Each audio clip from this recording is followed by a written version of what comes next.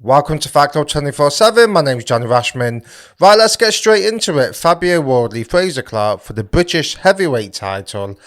Purse bid is going down on Wednesday. However, this has turned into a mess, right?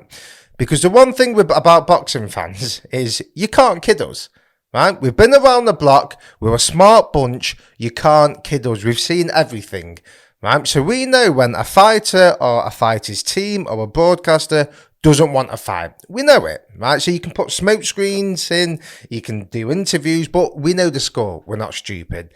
And it's very, very clear that on Fraser Clarke's side, and even by his own admission, his team don't want this fight next, right? For whatever reason, they don't want the fight next. But what's the reason? Let's try and dissect this. Fraser Clarke was a good amateur, right? He was always one of those amateurs he was always in the shadows of AJ and the other heavyweights coming through, and he bided his time, and finally he went to the Olympics and he won a bronze medal, right, in Tokyo. So he was a world-class amateur, right? Bags of experience, for the best fighters in the world. The thing about amateur boxing is you have to fight the best, right? The politics involved with amateur boxing is the scorecards, but in regards to fights, you fight the best. You can't mix and match. You can't pick and choose. You have to fight the best fighters around, and that's what Fraser Clarke did. So when he turned pro, we're thinking, what, he's 30 years old. He's 30 years old then, I believe. 30. I think he's 31 now, but he was 30 when he turned pro. It might have been 31, but whatever, he was in his 30s, right? So we're thinking, right, he's got bags of experience, he's going to be fast-tracked. You know, this is not someone who's got no amateur experience. He's been around the block, Fraser. He's of a certain age. He's probably going to be European level in 8-10 fights. But it's not turned out like that, has it? So if we look at his record, he turned over in September, right? So it does seem he's been a pro longer, but he's actually not. He only turned pro in September, and he's had 6 fights, right? And he's never gone 12 rounds. So you can understand that you want this guy to get a little bit more experience. The pro game isn't the amateur game. Yes, we thought he would be fast-tracked more, but you can understand it from that point of view. However, what I'm struggling to understand is why wouldn't his team want this fight next? Because the guy he was fighting, Fabio Wardley, who has no business in being a British champion, right? He doesn't. From where he's come from, a white-collar background, right? He surprised me.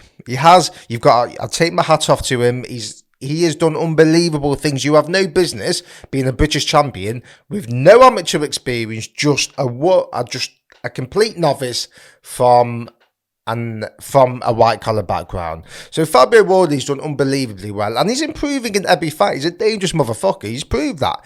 I thought Nathan Gorman would beat him.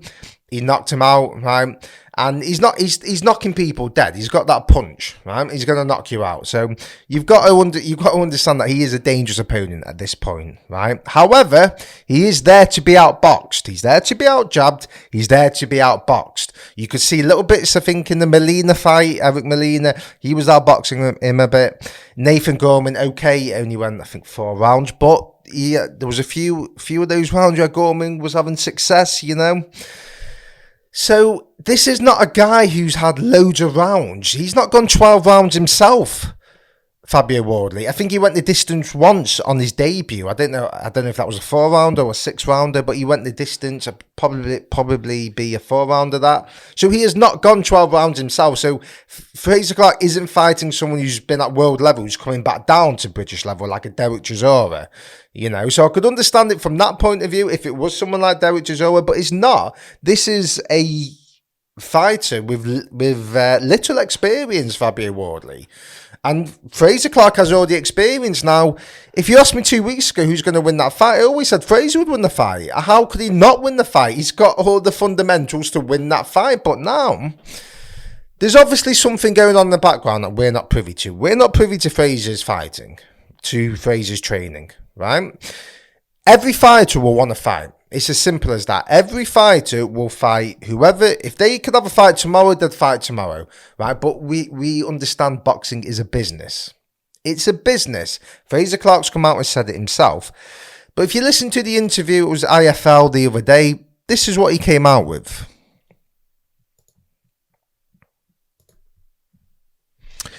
Where we're at is I would love that fight next. Fraser Clarke, the fighter, the boxer, wants that fight next. Make no mistake about that. You heard it from the horse's mouth. I want that fight. The purse bid is on Wednesday.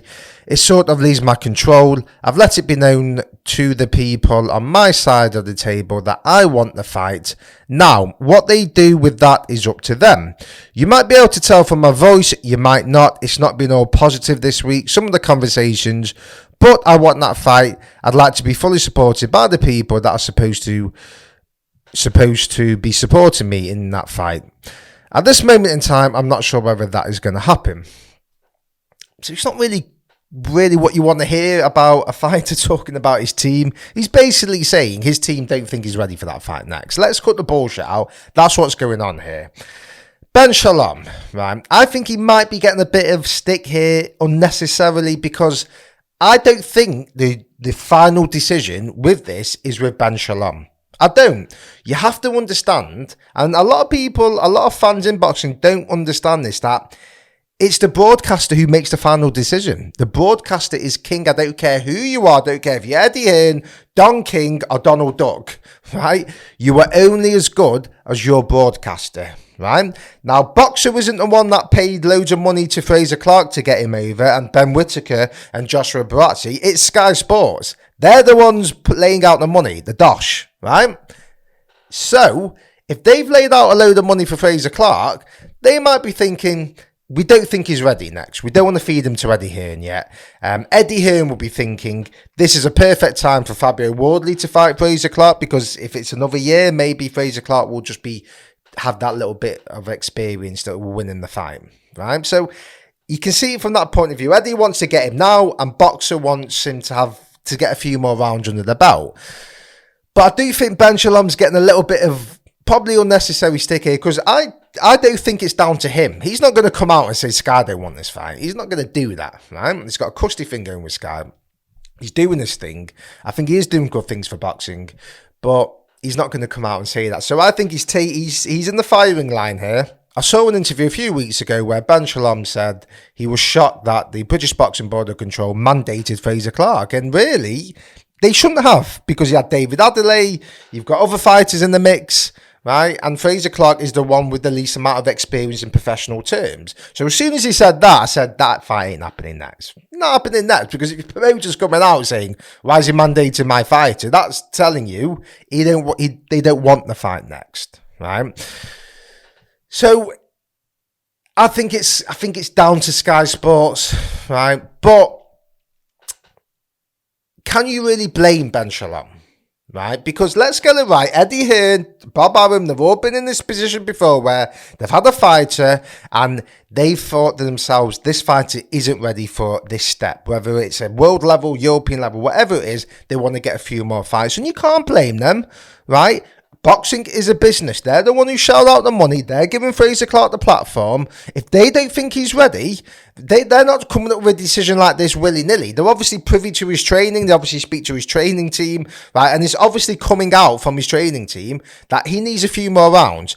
I am surprised because, as I say, he's not fighting a seasoned fighter in Fabio Wardley. Dangerous motherfucker, but not a seasoned fighter. You've got to give Fraser Clarke, in regards to experience, I don't care. Even though it's a professional fight, it's the amateur experience. He's fought the best in the world, you know, and you put that against someone who's come from a white-collar background, you have to say Fraser Clarke has more experience, right? So that's why I'm shocked at it. But I can't really blame them. I'm annoyed and frustrated. We want to see it. It's a big fight.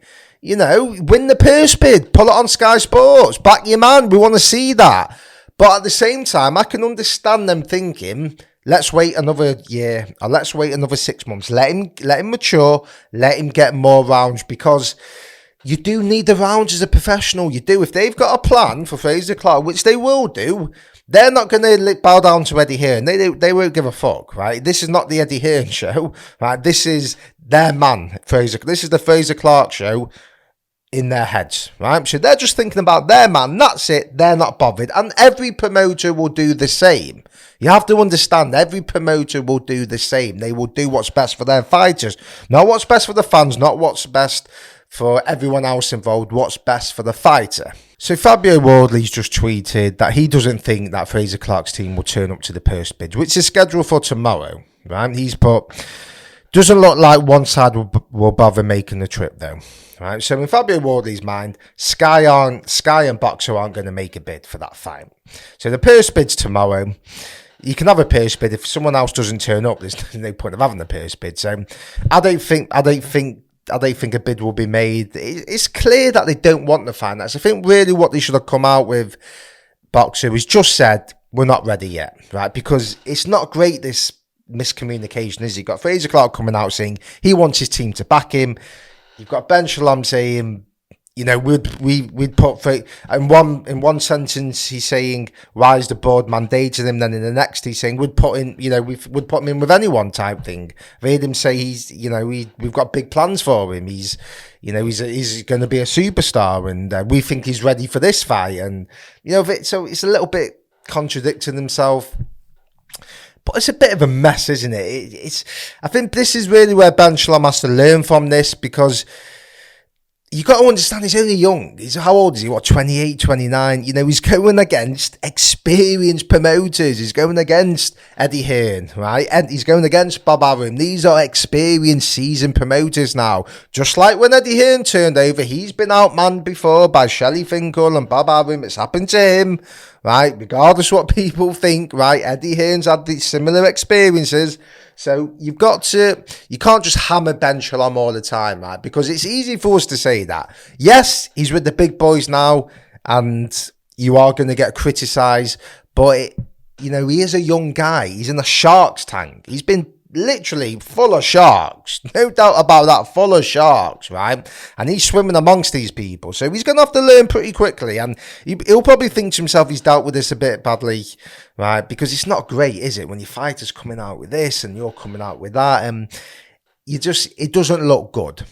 It doesn't look good. So you're going to have to learn from this. I want to see the fight next. It's a great fight. It's a great British fight. I think we should see it by the end of the year. Let Fraser Clarke, he's fighting in June now on the Adam Azim undercard, June 10th, I believe. Okay, get a fight then. Get a fight in September. Fight in December. Let's get a Christmas heavyweight showdown. Why not? But I don't think it'll happen. I don't think this fight will happen. Right, that's my view. I said it a few weeks ago. Not going to happen for me. Right. What do you think? Do you think Fraser Clarke should fight Fabio Wardley next?